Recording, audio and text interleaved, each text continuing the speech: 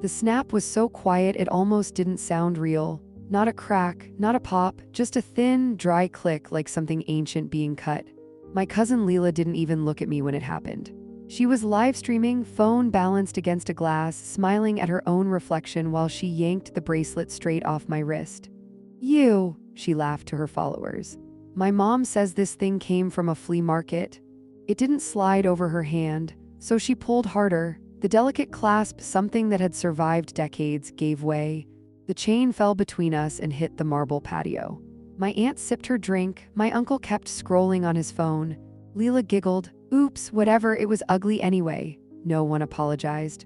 People always imagine betrayal as loud, screaming, crying scenes. But real betrayal is quiet. It happens in front of everyone and no one cares. I knelt and picked up the broken chain. The metal was cold, heavier than it should have been. My grandmother used to say that bracelet wasn't just jewelry. She never told me what she meant, only that I should never let anyone treat it or me like it was disposable. Around us, brunch continued like nothing had happened. Music, laughter, the perfect life they loved to show off. Leela kept filming, already bored of me, showing her audience her nails instead. I stood there holding the broken pieces, feeling something inside my chest start to crack open too, because this wasn't new. This was just the first time it was visible. They had always treated me like background noise, like I was just there. The quiet cousin, the one who didn't make waves, the one you could step on without consequence. My aunt finally glanced over. "Don't look so dramatic," she said. "It was cheap anyway." Cheap. That word landed harder than the snap. I felt heat rise in my face. My hands shook, but I didn't let them see it. A younger version of me would have begged, would have cried, would have tried to explain why it mattered. This time I just nodded. "Yeah," I said, "sure." I walked away. Nobody followed. They didn't even notice. Outside, the sunlight felt too bright. I got into my car and sat there staring at the broken bracelet in my palm. My heart was pounding, not from anger, from something worse. Realization. I had spent years shrinking myself so they could feel bigger. And they had gotten used to it. By the time I reached my apartment, my hands were still trembling. I didn't turn on the TV. I didn't check my phone. I just set the bracelet on my desk and stared at it. Whatever my grandmother had meant, whatever history was hiding inside that metal, Leela had destroyed it for likes, and everyone had let her. I opened my laptop without really knowing why. Not to plan, not to calculate, just to see. And when I saw what I saw, my stomach dropped. Not a list, not numbers, just one truth so big it made my ears ring. They weren't standing on their own feet. They were standing on mine. I closed the laptop slowly. The apartment felt very quiet, not peaceful. Waiting. By this time tomorrow, their perfect life would start collapsing and they wouldn't even know who was doing it. The first call came at 9:12 the next morning. I was standing in my kitchen, staring at the broken bracelet on my counter when my phone started vibrating like it was angry at me. It was my aunt. She never called this early. I didn't answer. 2 seconds later, it rang again, then again. By the fourth call, my phone lit up with a text. "Aunt, call me now, something is wrong." I let it ring a little longer before picking up. "Hello," her voice was already sharp. "Did you do something?" I frowned like I was confused. "Do what?" "Our account," she snapped. "The school just called. Leela's tuition didn't go through. They said the payment was reversed." Reversed. That word sent a small, quiet thrill down my spine. "I don't know anything about that," I said. "Well, someone messed up," she hissed. "And it better get fixed before Leela gets pulled from her program. Do you know how embarrassing that would be?" In the background, I could hear Leela's voice, high and irritated. "Tell her to hurry, I have rehearsal." I looked at the bracelet.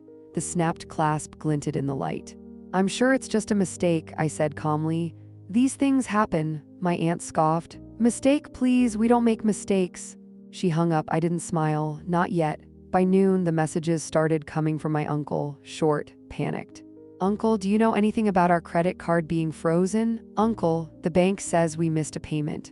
"Uncle, this is urgent. Call me." I stared at the screen. They had never missed a payment before.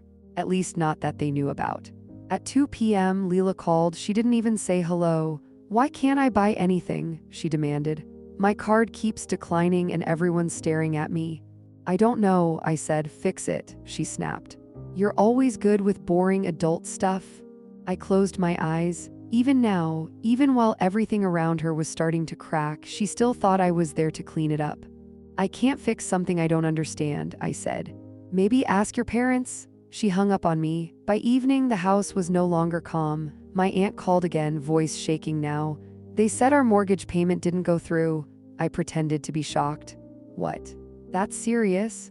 They're threatening fees, penalties, I don't understand. We have money. Do you? I almost asked. Instead, I said, I'm sure it'll sort itself out. That night, Leela went live. Her usual glossy smile was gone. Guys, something super weird is happening, she said to her followers. Our bank is like glitching or something, and people are being so rude about it. Her comments filled with laughing emojis and question marks. I watched from my couch, the broken bracelet resting on my wrist like a reminder. They were finally feeling it, not the punishment, not the revenge, the fear, when your perfect life starts malfunctioning and you don't know why.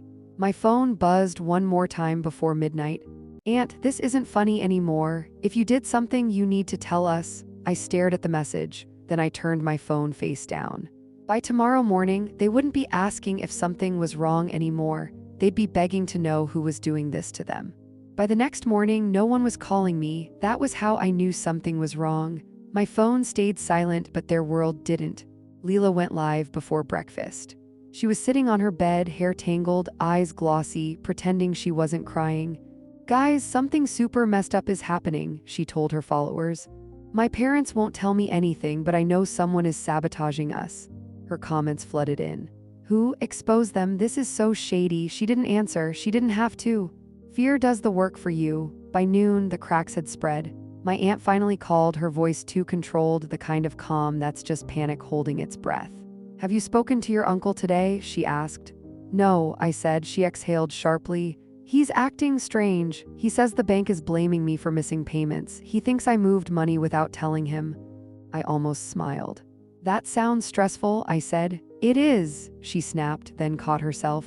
And Leela's school is demanding payment by Friday. They won't even let her register for rehearsals until it's cleared. Friday, a clock had started. That evening my uncle called. He didn't try to be polite.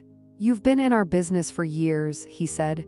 You know our accounts better than we do. If something's wrong, it's because you touched it.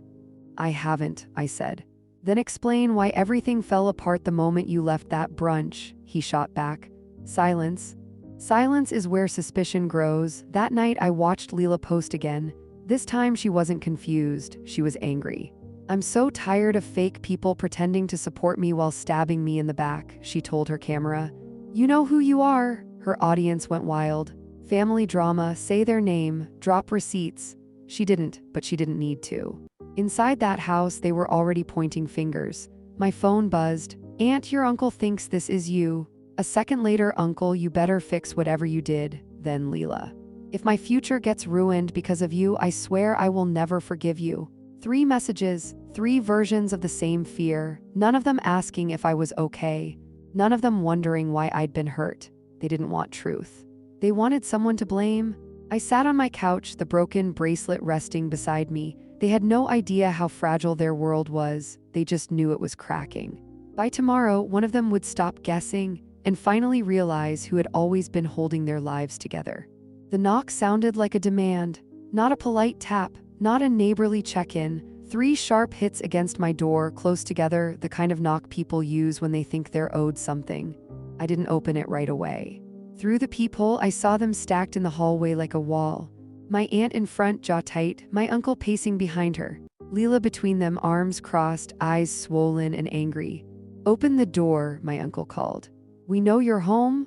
I waited just long enough for the tension to stretch, then unlocked it.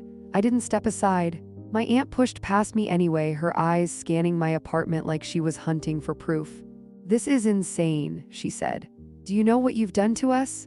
I don't know what you mean, I replied. My uncle laughed, sharp, ugly. Don't play dumb, our cards are frozen, the bank is calling nonstop. Leela's school says if they don't get paid by Friday, she's out. He leaned closer. Everything started breaking the moment you walked out of that brunch. So, I said. Leela stepped forward. So you were mad, she said. You were embarrassed, and now suddenly our entire life is falling apart. That's not a coincidence.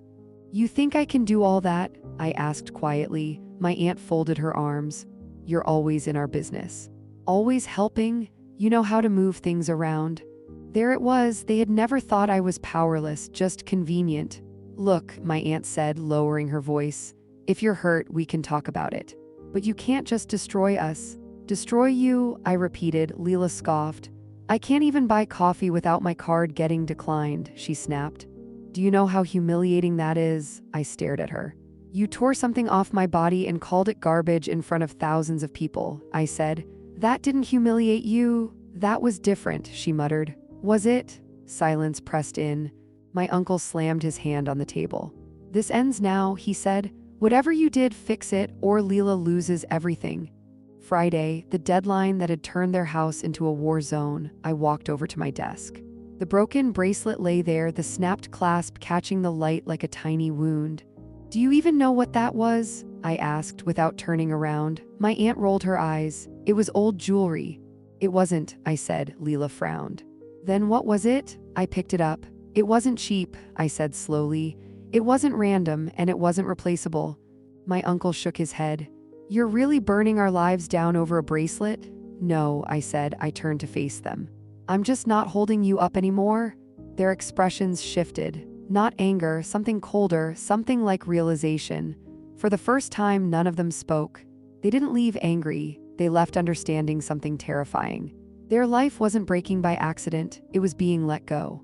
The silence after they left my apartment didn't feel peaceful. It felt like the moment right before something finally drops. I didn't need to do anything. Whatever had been holding their world together was already gone. They just hadn't realized how far they were about to fall.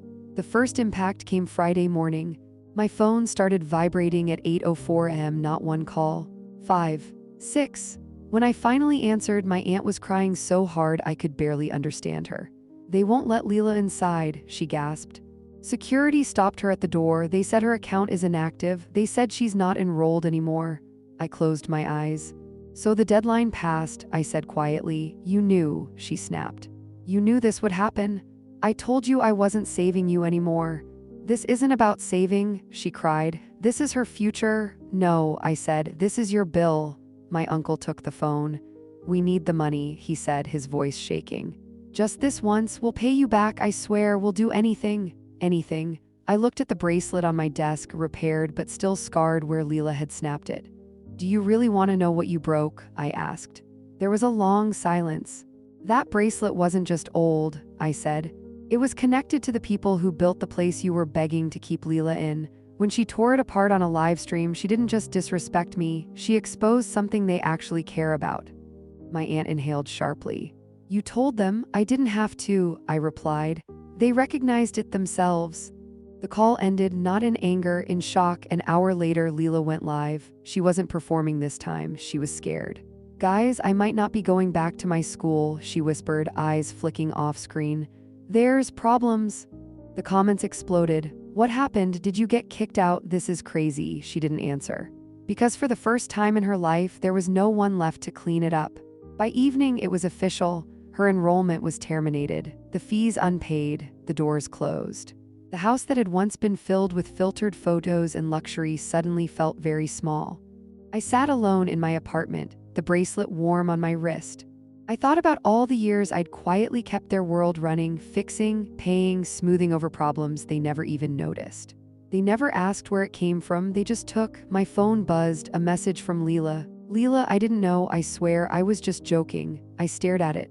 Then typed me, "That's the problem." I set the phone down. They thought I was petty. They didn't realize I was the ground they'd been standing on. And when I let go, gravity did the rest.